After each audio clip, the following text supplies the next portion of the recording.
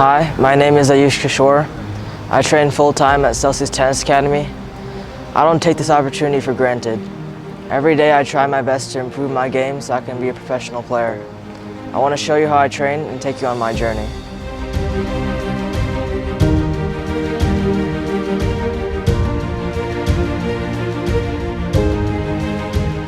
Hey guys, welcome back. It's day 6 and it's match day. Match days are usually very exciting for me because A, it's unpredictable. Don't really know what's going to happen with all of the work that we put in. Some days it's great and things click, and some days it's disappointing, but there's some level of excitement in seeing how things are coming out and how things are progressing with Ayush's game. Today we're going to play against a kid from Serbia. His name is Marko. He's quite a bit older and more developed than Ayush, both physically and in terms of skill.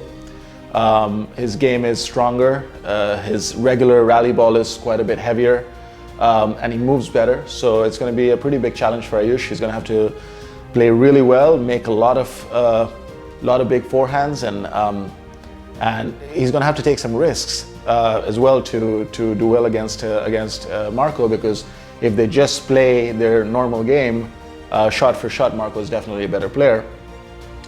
But with that said, I'm not a big fan of having Ayush or any of my Celsius players play constantly against better players.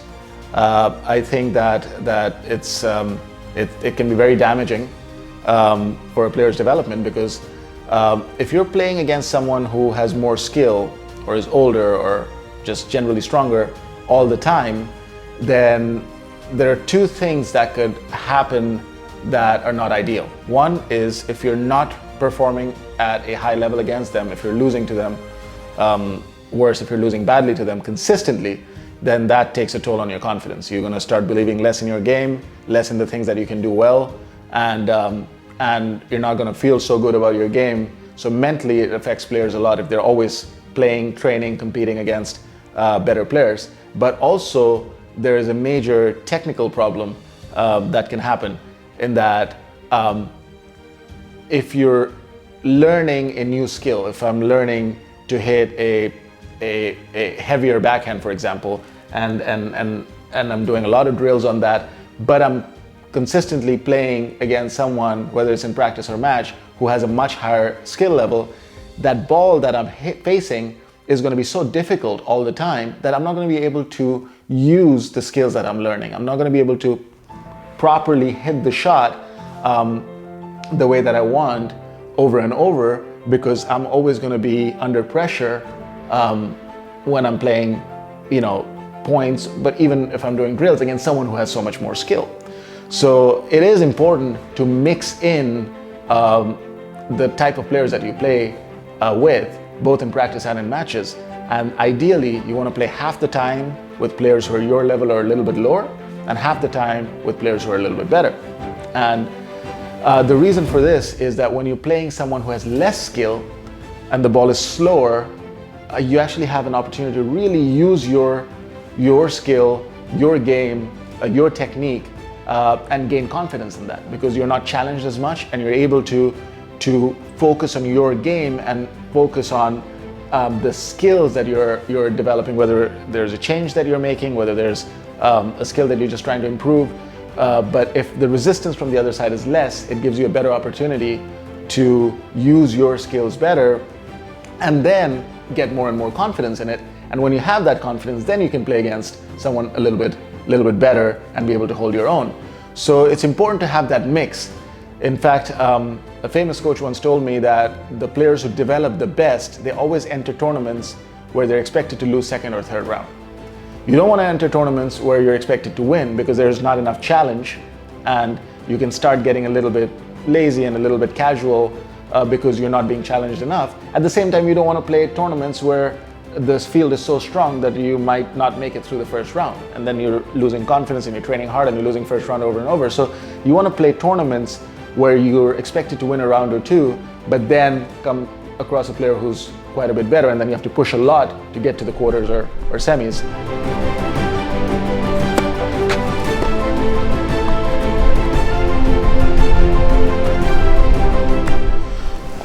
right, guys, I'm not going to sugarcoat this. It was a pretty disappointing performance from Ayush today. He was hitting the ball okay, but he wasn't playing well, and there's a big difference. He had a plan A, going for big forehands, running around the backhand, and trying to make plays happen, and it wasn't working because Marco was stronger, he was more skilled, and he was able to defend really well. And when that happens, and you don't have a plan B or a plan C, it's pretty much impossible to come up with a solution and win, because you're just doing what you normally do, but you're just trying to hit the ball harder, take more chances, and hope that you're going to hit enough winners to win the match, or enough good shots to make the other person miss. And Marco wasn't going to let that happen. So in that sense, I was a little disappointed that Ayush didn't come up with more solutions and different ways of trying to win. And it's also important to understand that if a player is playing better against a certain game style, that doesn't necessarily mean that he's going to be better in different situations. Yeah, pound for pound, off the ground, Marco was better. But would he have been better if Ayush played higher up here over his shoulders? Would he have been playing better if Ayush was slicing a little bit more and mixing things up and making Marco bend? Would he have been playing better if Ayush himself played a little bit further behind the baseline and got more balls in play, as opposed to trying to make big plays all the time and let Marco miss more, and have Marco take the chances and the risks? But Ayush didn't explore any of those possibilities. He didn't explore trying to bring Marco into the net, or creating opportunities for himself to go into the net as much. It was just the same pattern over and over, and when it wasn't working, he just tried to do it stronger and stronger, but it was never going to work because Marco had that aspect of the game covered. He was better off the ground, he was fast, and Ayush wasn't strong enough to overpower him. So that can't be the only way to play. So in that sense, it's a little bit disappointing, but it's also important to stay away from emotions when you're analyzing matches and training young players. And it's easier said than done, but it's important to look at how to progress in every situation after every match. If you win and you play unbelievable, there's still things that you could have done better, that you have to improve, and you have to stay humble about it. And although you want to celebrate your good results, you always want to come out with, what can I do better? How can I improve? And the same goes with matches that don't go well. You don't have to beat up on yourself too much and get really discouraged. It's just another match. A good high-performance player plays hundreds of matches a year between practice and tournaments. So we can't afford to be emotional about every competitive situation. You just have to see what worked, continue to improve on that, and then see what needs work, and then work on those aspects. Here, I think we would need to add some elements to Ayush's game in terms of variation. So when he plays against better players, he can explore different ways of winning the point, and continue to work on his strengths. Even though it didn't work today, his forehand is still going to be a great shot, and we can't ignore that fact just because it didn't fire on one day. He's going to have big forehand, big game, and we have to keep working on those strengths as well. No matter how challenging it gets, I'll never quit. I'll see you tomorrow.